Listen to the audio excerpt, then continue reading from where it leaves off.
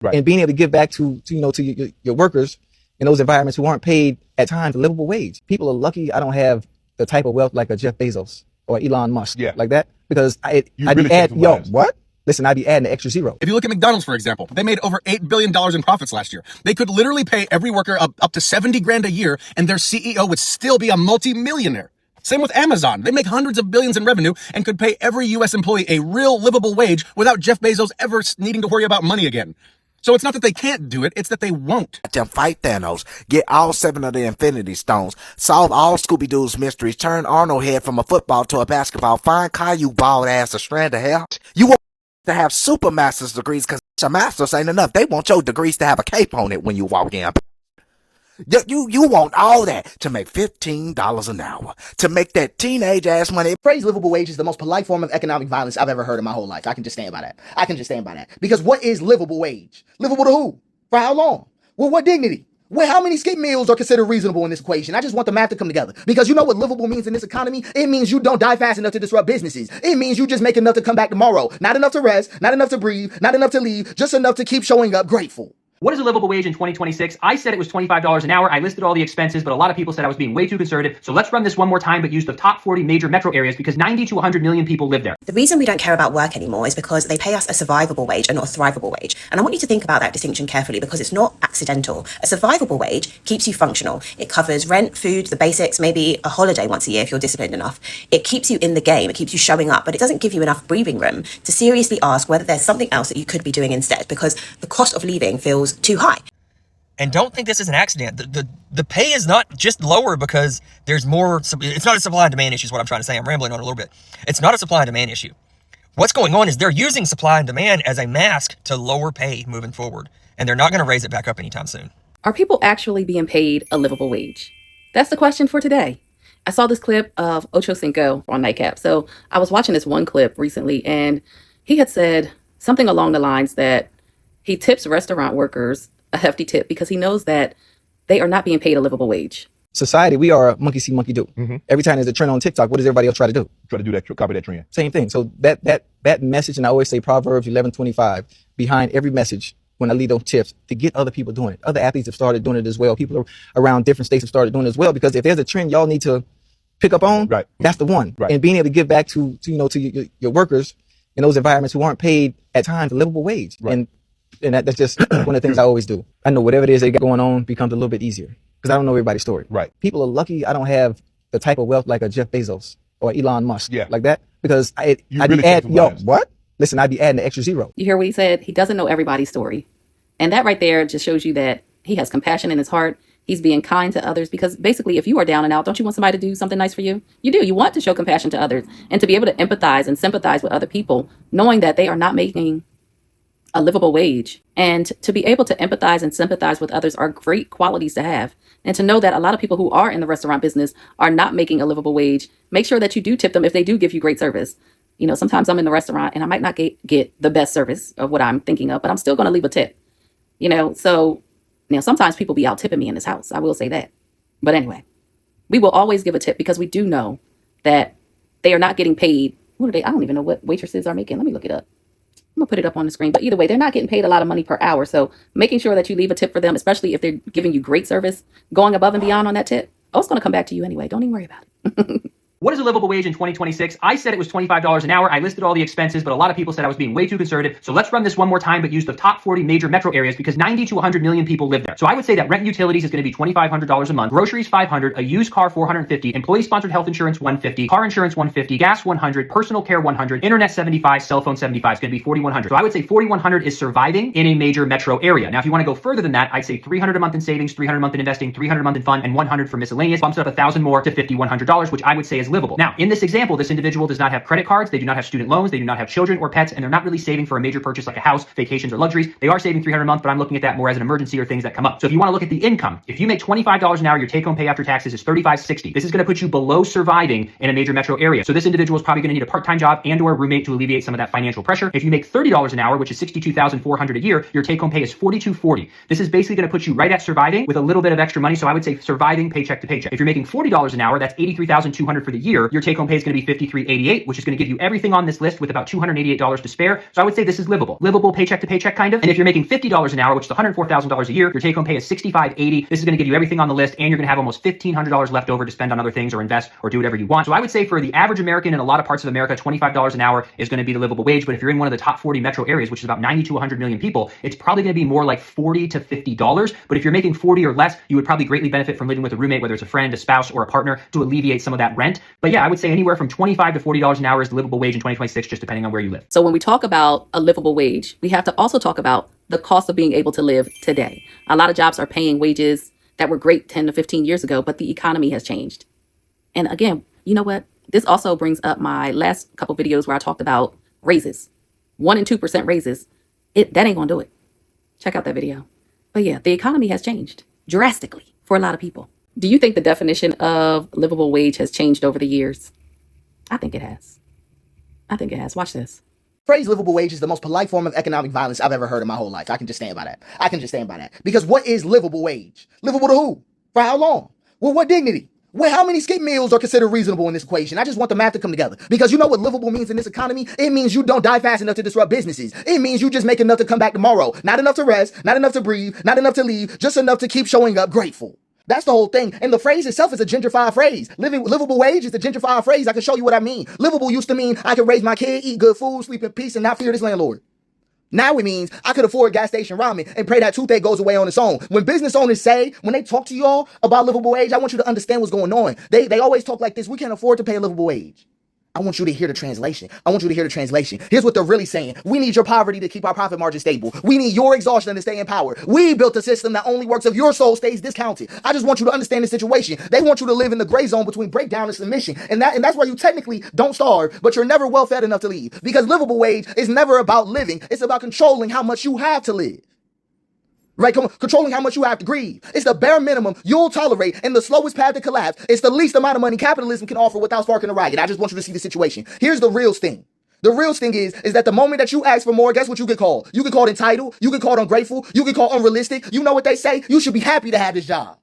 But what they mean is you should be happy to be owned in installments. Okay, I'm going to stop right here. That was good. But if you do want to watch the rest of his video, take a look at it. I'm going to put it at the end. You know, guys, I keep coming back to the same idea because it's the truth. If a business can't afford to pay its workers a livable wage, then it shouldn't be in business at all. Because what that really means is the only way that company survives is by exploiting people. And if you're doing well while your employees are struggling just to eat, that's not success. That's extraction. People love to say, well, that's just how capitalism works. You know, like that's supposed to excuse it. But no, that's how unchecked greed works. The whole foundation of a business should be sustainability for everyone involved, not just the people at the top. If you look at McDonald's, for example, they made over $8 billion in profits last year. They could literally pay every worker up to $70,000 a year, and their CEO would still be a multi-millionaire. Same with Amazon. They make hundreds of billions in revenue and could pay every U.S. employee a real livable wage without Jeff Bezos ever needing to worry about money again. So it's not that they can't do it, it's that they won't. And when someone brings that up, the response is always from people making $40,000 a year saying, well, flipping burgers doesn't deserve $70,000. But think about how messed up that is. Because the problem isn't that fast food workers would make too much then. The problem it would still be that so many other jobs pay too little. Teachers, nurses, delivery drivers, service workers, all of them hold society together, and some of them still can't afford rent or food. That's not some natural economic law. That's a choice that people in power made. We have been conditioned for decades to believe that low-skill jobs don't deserve a livable income. But who decided that? Because the second those workers don't show up, everything stops. You notice real quick how essential they are when your food doesn't get cooked, your packages don't get delivered, or your kids, their kids' school can't find staff. The truth is, if a company can't afford to pay its people enough to survive, it's not a viable business. It's just a parasite. And we as taxpayers end up covering the difference through government aid while executives brag about record profits to our faces. And see, that's the part nobody wants to admit. Our system literally rewards exploitation.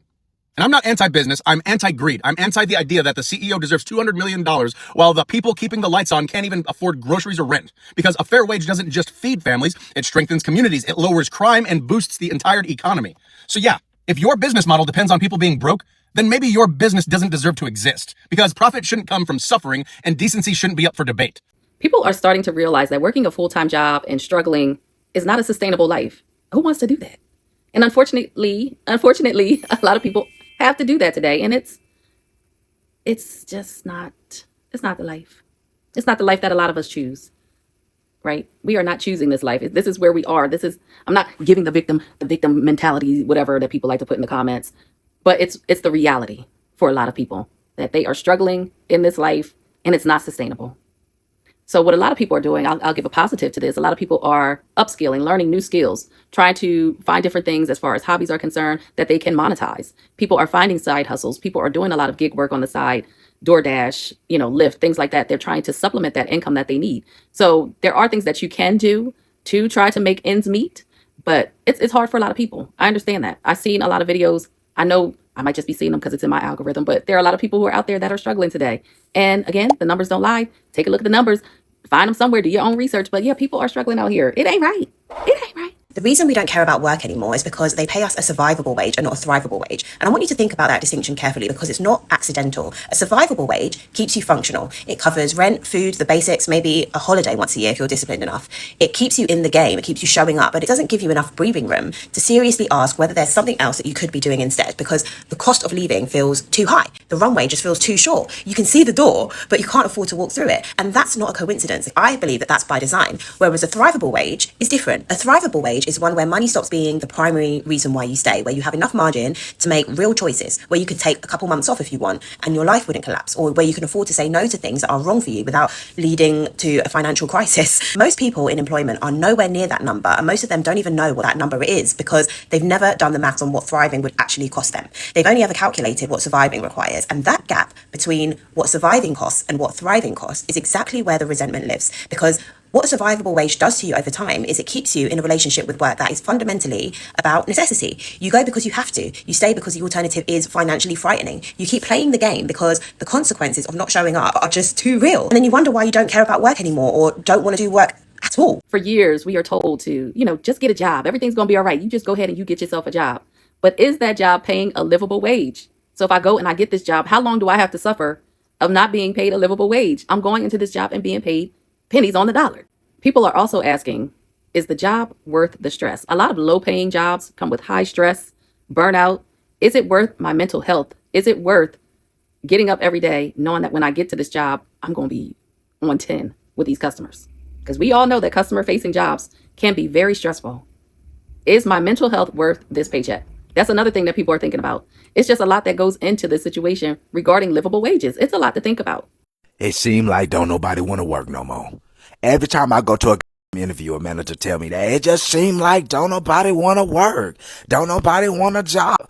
Want to fight Thanos, get all 7 of the Infinity Stones, solve all Scooby-Doo's mysteries, turn Arnold head from a football to a basketball, find Caillou bald ass a strand of hair. You want to have super master's degrees because a master's ain't enough. They want your degrees to have a cape on it when you walk in.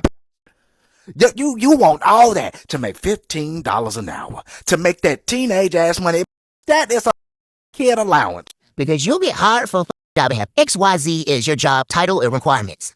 Within 6 months to a year, you'll have A, B, C, D, E, F, G, H, I, J, K, L, M, N, O, P added to your workload. And then when we ask for more compensation, you tell us we don't do enough work to justify getting more money. Then when they be trying to have these roundtable meetings and everybody starts speaking up and telling them why they feel the way they feel, you're deemed as negative or causing a problem. You wonder why now you as a manager looks bad as hell because your team is underperforming. Y'all not about to boost your employees' morale by giving them funky-ass pizza parties or food or logo pens and notebooks and coffee mugs. Even with having a fuck-ass job working 100 hours a week, you got me f***ed up. You got me f***ed up. Goddamn, I am dodging lawsuits to keep these lights on. You know how the saying goes, right? They say money talks. Well, your money ain't saying a damn thing. So some jobs are paying like 2012 wages, but we're in 2026. I'm gonna need you to bump that up. We gotta bump that up. The cost of living is rising. There is no denying it. I don't understand why people act like it's not happening in my comments sometimes. Like, I don't know what you're talking about. They gotta make it work. Pull yourself up by your bootstraps, as they like to say all the time. It doesn't work for everybody. Give me a better solution. And like I said, one of the solutions can be finding side jobs, finding, gig work, figuring out another hustle that you can do to make that money. Online income, it's a lot out there, but you just have to do the research and hopefully it works. What they say, throw something to the wall, hope it sticks. It's a lot. And that's additional stress. Again, let's talk about the mental health part of it. If you are out here struggling at work and then you go home, you're tired. Now you got to figure out, how can I make more money to pay these bills? A lot of people are saying that you need to downsize if you can downsize. What if you have already downsized to nothing? Now you have no car. Now you're living in a studio. Now you're doing all these things and you still can't afford it. What about those people? I can't. I'm gonna keep it a stack with y'all, bro. Like, y'all can take things personal if y'all want to. Y'all can feel how y'all feel. But at the end of the day, bro, it's really just a earning problem. Like, if a job is telling you, well, not necessarily telling you, but if a job is paying you a certain amount of money per hour, that's what they feel that your job is worth. And it's kind of sad, bro, because you always gonna have people say, well, get a job, work a job. Let's just keep it a stack and say, get a job that is going to pay you a good amount of money so that you're not just in survival mode. Because when you put in so many hours of your life into these jobs and you're left with barely making it, it's literally not a good feeling. For some people, by the time they pay gas and childcare, the job that they're working barely leaves them, or at least the check that they get barely leaves them with anything. So it's not that they don't want to work. It's more like the math ain't mathing. The math ain't mathing. Stuff just ain't adding up. A lot of people I know that stay home with their kids that, you know, what's the use of me going to work just to pay for childcare? I'm going to work to pay for gas and childcare. So I might as well keep my behind home, let my car sit, and take care of my child. That's it for a lot of people. If they have the opportunity to stay home, why not? Why not stay home? And that makes sense to me. Stay home. Your child is safer at home anyway, right? If that's a possibility. A lot of people don't have that option, so they still have to go to work and still get that little bit left over to try to pay other bills. But a lot of the money is going to childcare. We talked about this in a previous video. I'll put it up here, where Mike Green, I believe he was a financial analyst who was on Fox, I think, Fox News. Look at my previous video. He talked about how the poverty line has not changed in probably, 50 years? And that the poverty line needs to be moved up, where a family of four might meet the poverty line at $140,000. That might be the poverty line for a family of four. Not saying that you can't survive off of 140. It's just saying that that's the minimum that you need in order to cover all the bills throughout the year as a family of four. Remember, I'm saying family of four because childcare is expensive. I talked about that in that video as well. Take a look at that one. All right, I'm going to walk you through exactly why salaries are lower and it feels like companies want to pay you less. So essentially, coming out of COVID during the Great Resignation, we're all familiar with that at this point, there was essentially an arms race for talent. It wasn't a matter of can we afford this person or do we even have a job for this person. It was when someone like this becomes available, we get them at all costs. And literally in some cases, it was at all costs. And now that things have cycled and companies have realized that they are completely bloated with people and they need to offset some of this headcount. So they start doing all the layoffs, right? But now as people come back in, they're like, you know what? We don't want to pay them as much anymore. And now is a really, really good time not to pay as much because you have so many desperate people out there that we're going to find someone who's willing to take less money. And in doing that, it's not just a short-term fix. They're actually resetting the market of what certain roles should and will be paid moving forward. So just because you got a job in 2022 making 100 grand, that same job today may pay 75 or 80 hard stop. And don't think this is an accident. The pay is not just lower because there's more. It's not a supply and demand issue is what I'm trying to say. I'm rambling on a little bit. It's not a supply and demand issue. What's going on is they're using supply and demand as a mask to lower pay moving forward. And they're not going to raise it back up anytime soon. Lots of jobs are paying wages that may have worked 10 to 15 years ago, right? It's like they're stuck in this period of time as far as the wages are concerned, but rent has doubled, groceries have increased, insurance has increased, utilities. When I tell you about utilities, I'm talking about this energy bill that I just got that went up another $100. These things are increasing, but the wages are staying stagnant. And so finding some additional income, finding an additional part-time job is what a lot of people are doing. So based on what we saw today, let's put some reality towards the buckets of income. Like we'll say surviving. Surviving is being able to pay your bills, right? Being able to pay the bills, nothing left over. This is surviving. There is no emergency, what they call it, emergency fund. There's no savings. This is surviving. I'm able to pay the bills. I'm living paycheck to paycheck. I had to look at that video. And I'm gonna have another video talking about living paycheck to paycheck. There is no savings. One emergency is gonna cause you some stress. That's surviving. And then let's say a stable or a livable wage. I'm able to pay the bills. I may have a small amount of savings. That is a stable or livable wage. I'm able to cover all bills. I have a little bit of breathing room and I'm able to take care of an emergency if something arises and there's a small savings. But then there's thriving. I'm able to cover all the bills. I can invest. I have vacation money. I am thriving. That's where a lot of us want to be. So we want to get to the point where we're out of the survival mode. We're in a more thriving mode where we are able to live our lives and be happy. Investing, vacations, what's another thing? Being able to have financial security, being able to build wealth. That's where a lot of us want to be. And today's wages are not even livable for a lot of people. So let's just think about that. And at the end of the day, it isn't just about a conversation about raising minimum wage. It's really about the cost of living. How much does it cost to live today? And when you hear people talking about livable wages, thriving wages, even the conversation about the $140,000 for a family of four just being survival at that point in some places, remember that's location, and I ain't say it. It really shows how much the conversation has changed regarding the cost of living and how much it costs to live. A lot of people aren't asking to, become billionaires or be rich. People just want to be able to thrive in this life. They want to be able to come home and not be financially stressed and not worry about the bills and not worry about those things. They want to be able to go to work and see a paycheck that is able to cover all the bills and those increasing electric bills that are not stopping. They want to be able to cover that, including myself. These bills are crazy. And that's why this conversation keeps coming up, because we can see with what's going out is not equaling what's coming in or not even meeting what's coming in. And there's so much that you have to do in order to cover these bills. So there's the difference between, I should say there is a difference between surviving and actually living. And that's just something that, needs to be discussed here and everywhere. Now, as always, thank you so much for watching. Feel free to comment. I love a good comment conversation. Take care, and I'll see you in the next video. Bye. Is that where you're okay with? Do you see what I mean? Because the system ain't never been broken. It's working exactly as designed. You're supposed to confuse exhaustion with opportunity. That's what they want from you. So I want you to step beyond that. You don't want a livable wage. You want a worthy one, a dignified one that lets your soul stretch in the morning instead of calculating survival by lunch. Stop asking for livable. Ask for restorative. Ask for sustainable. Ask for expansive. Ask for soft. Ask for unapologetic. Ask for beautiful, because you were never born to budget your breath. I just want you to see where I'm coming from. Living wage conceptually is the floor, because but here's the thing. Here's the thing, right? If living wage is your moral standard, it's the floor. Humans were never meant to live at the floor. So we got to get beyond this. We got to look at the true demands. We need a soul compatible economy.